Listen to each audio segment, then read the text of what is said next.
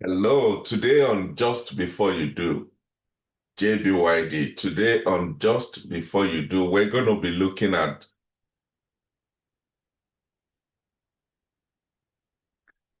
hello and welcome to Just Before You Do.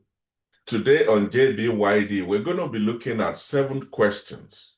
There are many questions, but 7 specific questions that you must ask before you say I do. Before you get married, before you get to the place of saying, yes, I do, these are some of the questions you must ask and answer sincerely because they will help you. You see, marriage is rewarding, but the reward of marriage follows hard work. It follows honest conversations that the two of you must have and the openness to hear and be heard, to give and to take, to know yourself and be known by your partner.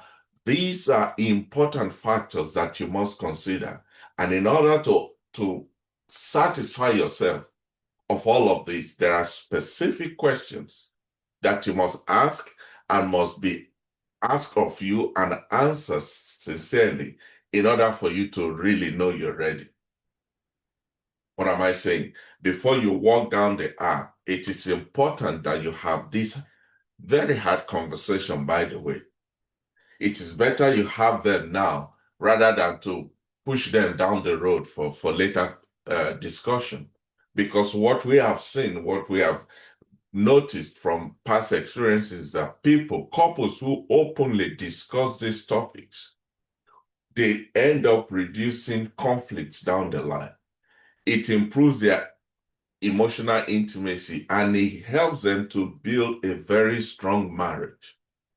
See, every couple hoping for and wanting a lifelong marital life, which is what everybody wants, they should be ready to ask. They should be prepared to answer these questions, especially during their preparatory stage of getting married. And there are red flags that you need to be aware of as you go along. And then there are answers, there are ways of of knowing what those red flags, what they mean, and how to handle them. So quickly, what are these questions that you must ask yourself and be asked of your partner? The first one is, why do we want to get married? Why do we want to get married? You see, it's been said that when the why is clear, the how will be easy. The why of you getting married matters because it sets the foundation for your marriage. If the reason for getting married is driven by love, by shared vision, by mutual choice, by sincerity and honesty, then you will build a very strong marriage. But if it is rooted and grounded in pressure, maybe fear, maybe societal or family expectations, or maybe the calendar or whatever else that is driving you to the point of getting married, it will leave cracks. It will lead to conflicts. And likelihood, a very high percentage of such marriages, they end up in breakdown. So why do you want to get married? So it is important for you to ask this question, have this conversation. Ask questions like, what does marriage mean to each of us personally? Are we marrying out of love or out of necessity? Are we seeking companionship? Is it for security reason? Is it so that I can say I'm married, change of status? Or is there a shared value and a shared purpose between the two of us that is bringing us to a point where we believe marriage is the next step for us? And how do we actually define what a successful marriage is? Because no two marriages are the same. So what is your definition? What is my definition of a successful marriage? And these are some of the red flags you need to look out for. Are you feeling pressure by family, by culture, by your age, or maybe because suddenly you realize now you're pregnant? Is that the reason why marriage is the next step? Or are you trying to fix a relationship problem that you have before you get into that companionship, and now you think marriage is the answer? Another red flag you should be aware of is that there are vague, mismatched, unrealistic expectations. When you think marriage is the answer to all your problems, you are setting yourself up for failure. So what do you do about it? The two of you should individually write a short marriage mission statement explaining what marriage means for you, what marriage means for me, and then we sit down and compare these notes and agree and be in line, be in sync. Then we can move ahead. Without knowing why, the how will always be a problem. Number two question that you should ask is, what are our core values? What do we believe in? What are our beliefs? You see, unless the two of you agree, the Bible says, unless the two agree, they can't walk together. Unless you know what you stand for, you will fall for anything. Your values, they act as a compass for your life. They determine your direction. They undergird your decisions. They help you know what you want, what you will accept, what you will not accept.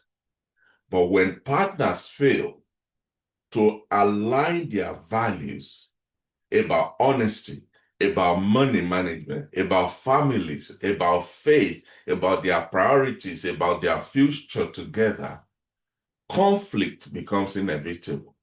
So what are your core values? How have they lined up with both of you? Now, I'm not denying the important fact that you are still individuals, even though when you are married. But there must be some common grounds. There must be some level of agreement that undergirds your relationship, where your compass align, where your values agree. And those common grounds are the things that will hold you when the pressure of marriage comes into play. What am I saying? The values that you must be looking for, like you must be talking about, that you must be checking, are things like, what are your faith and spirituality values?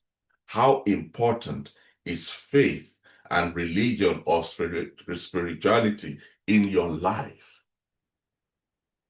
What about your family values? What tradition, what family tradition or practices do you think is a non-negotiable as far as you are concerned? And unless you have this conversation, it will come up somewhere down the line and it could be a deal breaker. What are your moral compass? How do you decide? What is your definition of right and wrong, especially in the society where we're in today, where everything is relative? What are your lifestyle choices that you hold dear? Where do you stand regarding health, regarding work-life balance, regarding ethics, regarding raising children and giving back and all of that? These are your core values. And you must have this conversation if you want to have a good and long-lasting marriage. The red flags you must watch out for are things like dismissing or belittling each other's beliefs. Oh, yeah, I know about that, but oh, please, that's old. That's just a modern thing. No, if it's important to you, put it on the table.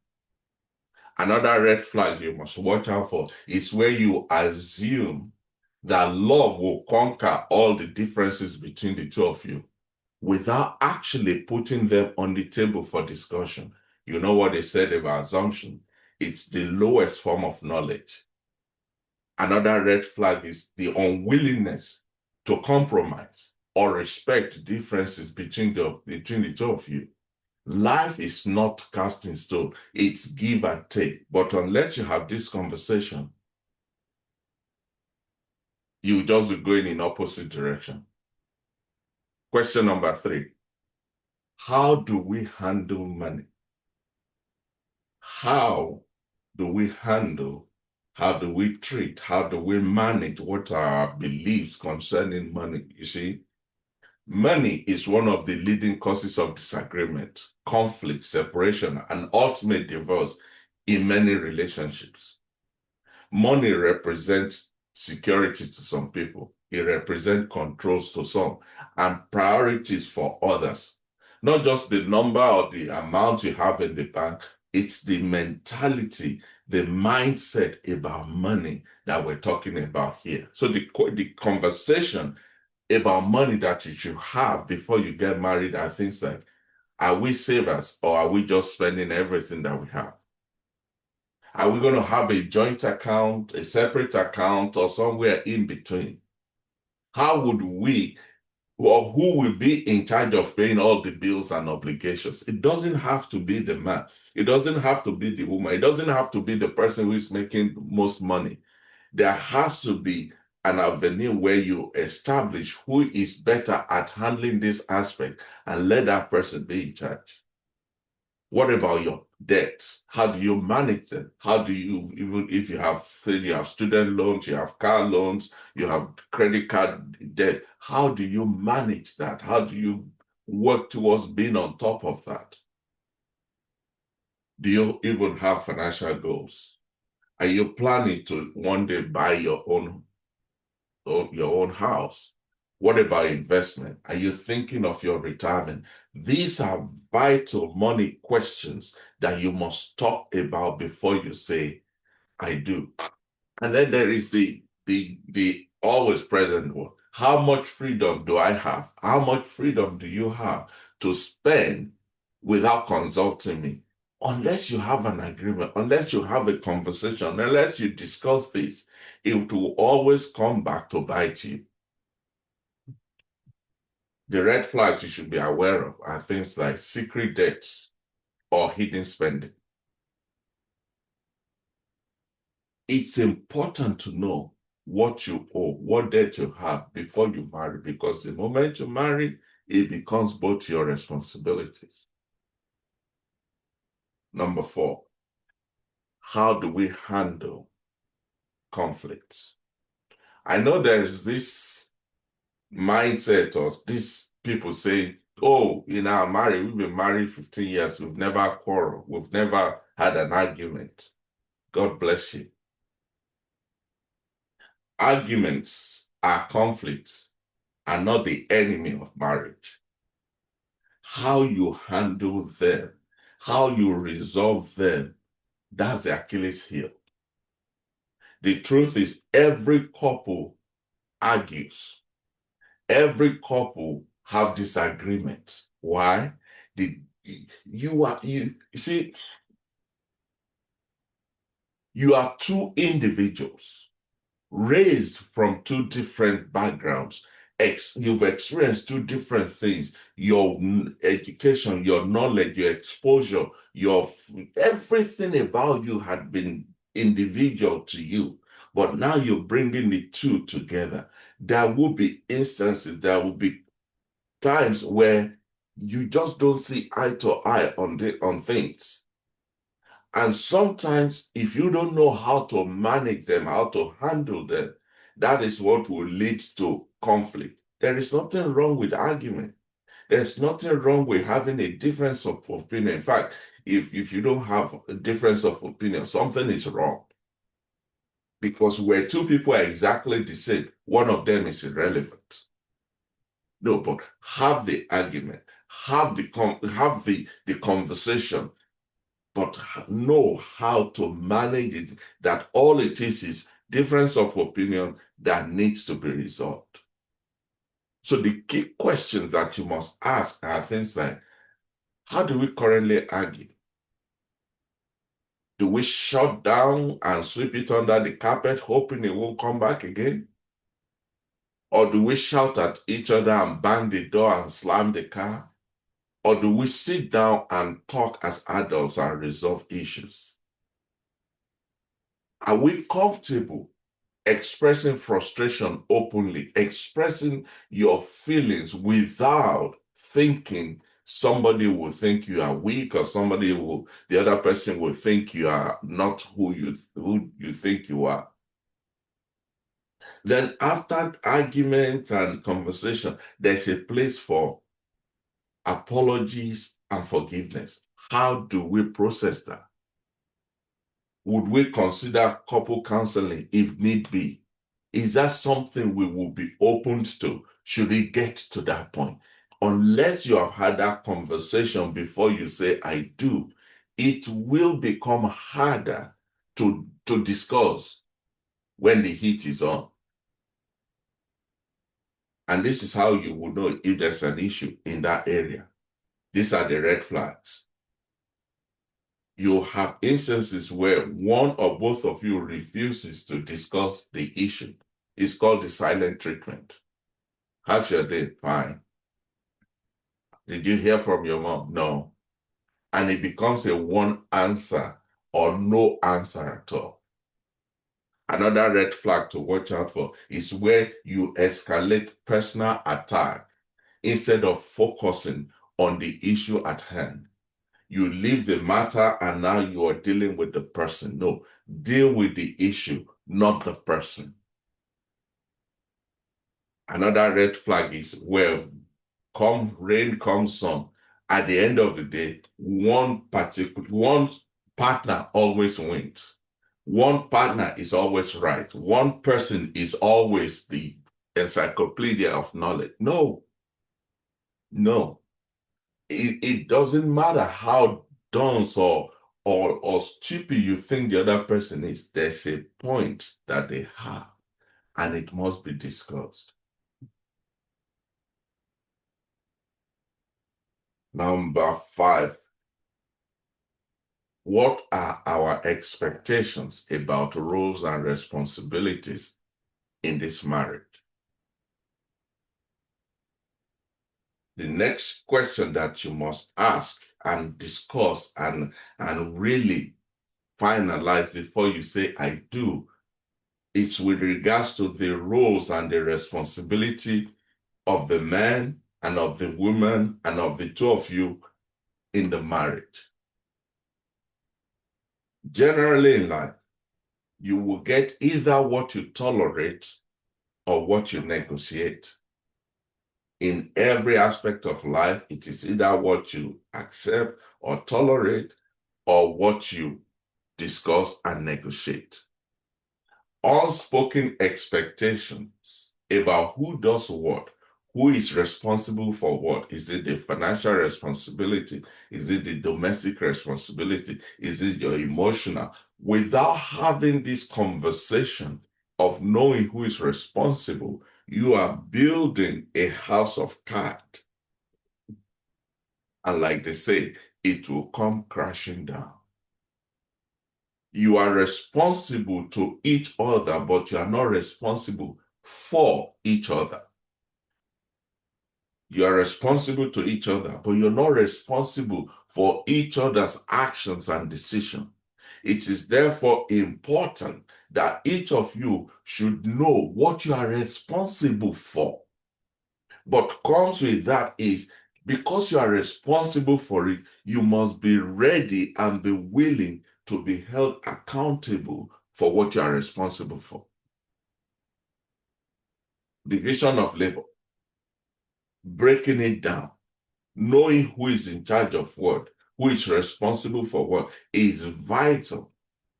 But both of you must understand that even in that, within the division of labor mindset, the key is equal sacrifice and not equal giving. There is no relationship that thrives or that will succeed if everything has to be divided 50-50. Because you cannot put value, you cannot quantify some aspects, some contributions that the other party brings. So how do you divide that 50-50? But if you have the mindset that it is equal sacrifice, it might not be equal giving, now you're on your road to finding an answer and live happily thereafter. So these are the key questions that you must ask. Who will handle the household chores? It doesn't have to be the wife. It doesn't have to be the husband. You can always discuss that. Who is in charge of taking care of children when they come? How do we view gender roles and equality in marriage? Will one partner's career take priority over the other? You need to discuss that. How would you involve external family or extended family in the livelihood of your home, of your marriage? These are things you must discuss. And the red flags here is where you assume that the other person is responsible based on stereotypes rather than having the open discussion about it. Where there are no, when you assume that, oh yeah, because I work 9 to 5, then because you stay at home, then you're not putting in as much. That is a wrong way to look at it. And then you must also watch out for disagreement about family boundaries, the in-laws and the outlaws. What are their roles in all of these? So these are some of the questions that you need to ask and you need to answer before you go into marriage, before you say, yes, I do. For more information on similar topics and how to build a strong foundation for your marriage and be equipped with vital knowledge that will help you, the wisdom, the tools, the practical tools to help you live peacefully and have a blissful marriage thereafter, visit our website, justbeforeyoudo.com. And you will find all the details of how to be part of the community, how to lay hold of some of these materials, how to enroll for a bespoke one-on-one coaching that will help you through from the time of dating all to the place of yes, I do, and thereafter. And also, please subscribe to our Substack and YouTube channel. Thank you.